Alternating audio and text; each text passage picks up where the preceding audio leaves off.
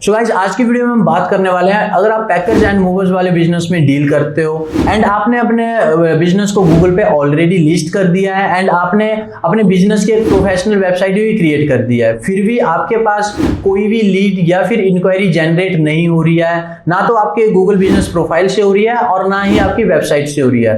तो इसके पीछे का रीजन क्या है एंड कैसे आप अपनी वेबसाइट या फिर गूगल बिजनेस प्रोफाइल से लीड्स को जनरेट कर सकते हो या फिर कॉल्स को इंक्रीज करवा सकते हो। सो आज की वीडियो आपके लिए बहुत इंपॉर्टेंट एंड हेल्पफुल रहने वाली है। वीडियो को एंड तक जरूर देखना एंड एंड तक आपको पता चल जाएगा कि कैसे आप अपनी website and Google business profile से लीड्स को जनरेट करवा सकते हो। इससे पहले हम बात कर लेते हैं कि अगर आपने अभी तक अपने बिजनेस को गूगल पे लिस्ट ही नहीं किया है या फिर आपने अपने बिजनेस की प्रोफेशनल वेबसाइट नहीं बनाई है, तो इससे प्रीवियस वाली वीडियोस को आप चेकआउट करना। प्रीवियस वीडियो में मैंने आपको यही बताया कि कैसे आप फ्रीली अपने बिजनेस को गूगल पे लिस्ट कर सकते हो एंड उसके बाद कैसे आप एक प्रोफेशनल वेबसाइट को क्रिएट कर सकते हो। नेक्स्ट स्टेप है यार, वेबसाइट क्रिएट होने के बाद हमारा नेक्स्ट स्टेप आता है एसईओ का।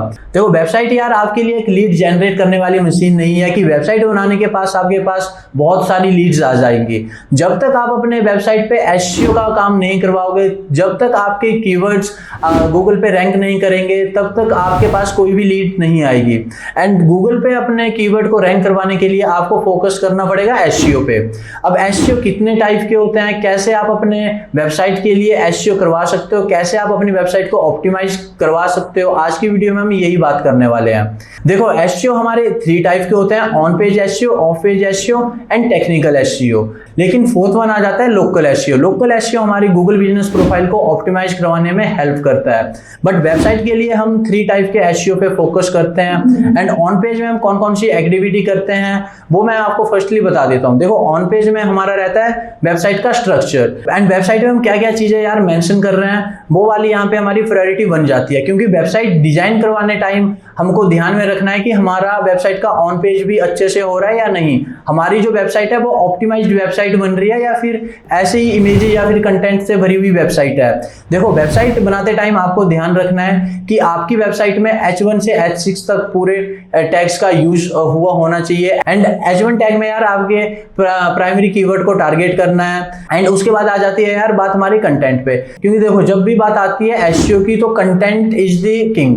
कंटेंट इज द किंग इसलिए माना गया है क्योंकि जितना ऑप्टिमाइज्ड आपका कंटेंट होगा उतनी आपकी वेबसाइट को हेल्प मिलेगी गूगल में रैंक करने की।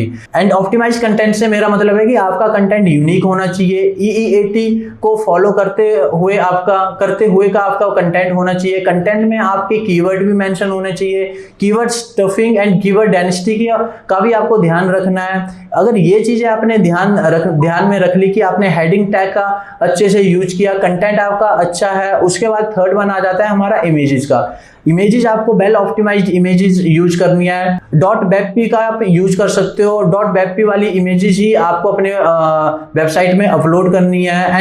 एंड ऑल टैग भी आपको मेंशन करना है। एंड उसके बाद आ जाता है हमारा कीवर्डिंग URL। कीवर्डिंग URL का मतलब है कि जितने भी हमारे वेब पेजेस होंगे, वेब पेजेस हमारे URL से रिलेटेड, वेब पेजेस का URL जो रहेगा वो हमारा कीवर्ड से रिलेटेड रहेगा। जैसे मैं यहाँ पे बात कर रहा हूँ पैकर एंड मूवर वाले बिजनेस की। पैकर एंड मूवर वाले बिजनेस में हम किसी लोकेशन को टारगेट कर रहे हैं या फिर लोकेशन वाले पेज को क्रिएट कर रहे हैं। जैसे हम यहाँ पे गुड़गांव की बात कर लेते हैं। गुड़गांव वाले पेज का जो हमारे URL रहेगा वो रहेगा, जैसे जो हमारी वेबसाइट का नेम है /packerandmoverin.gurgaon.html या .php, जो भी आपका एक्सटेंशन है उसको रखोगे। उसके बाद आता है यार हमारी जितनी भी सर्विसेज आप प्रोवाइड करते हो वो आपकी वेबसाइट में होनी चाहिए। आपका FAQ का सेक्शन आपकी वेबसाइट पे होना चाहिए, रिव्यू का सेक्शन आपकी वेबसाइट पे होना चाहिए, CTA बटन आपकी वेबसाइट में इजीली अवेलेबल होना चाहिए, यानी कि यूजर आपकी वेबसाइट पे अगर विजिट करता है तो आपका कॉल टू एक्शन वाला बटन इजीली उसको मिल जाना चाहिए। एंड एक फॉर्म भी आपकी वेबसाइट पे होना चाहिए।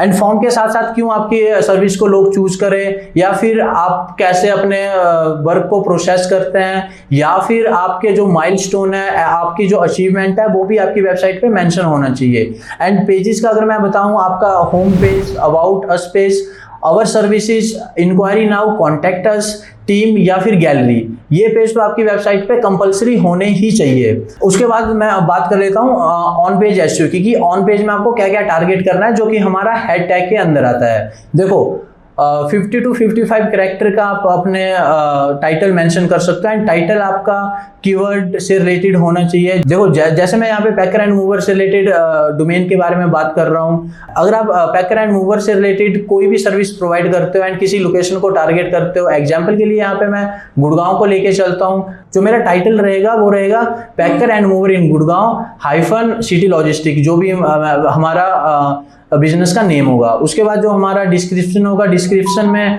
आप 140 टू 150 कैरेक्टर की डिस्क्रिप्शन मेंशन करोगे। डिस्क्रिप्शन में सीटीए भी यार विजिबल होना चाहिए। उसके बाद आप मेटा कीवर्ड को यूज करोगे। मेटा कीवर्ड के बाद कैनोनिकल टैग आपकी वेबसाइट में होना चाहिए एंड कैनोनिकल टैग के बाद आपको स्कीमा भी अपनी वेबसाइट पे अपलोड करना है ऑन पेज में। स्कीमा में यार आप review schema, product schema, service schema या फिर लोकल लोकेशन का स्कीमा अपनी वेबसाइट में हेड टैग के अंदर मेंशन करोगे। एंड ये चीज यार हमारी ऑन पेज की थी। ऑन पेज में अगर आप इन चीजों का ध्यान रख लेते हो, टाइटल को आप ऑप्टिमाइज टाइटल रखते हो, कीवर्ड आप अच्छे से रखते हो, मेटा डिस्क्रिप्शन आप अच्छे से रखते हो एंड जितने भी आपने इमेजेस यूज किए ऑप्टिमाइज इमेजेस आपको यूज करनी है एंड फाइल नेम web.webp ही रखोगे एंड हमेशा ऑल टैग को आप फिल करके रखोगे। ये चीजें हमारी ऑन पेज की होगी। ऑन पेज के बाद हमारी बात आ जाती है अब ऑफ पेज की। ऑफ पेज में यार बैकलिंक आपको अपनी वेबसाइट के क्रिएट करवाना है। आपको यहाँ पे क्वांटिटी पे ध्यान नहीं देना है, क्वांटिटी से ज्यादा आप फोकस करोगे क्वालिटी पे।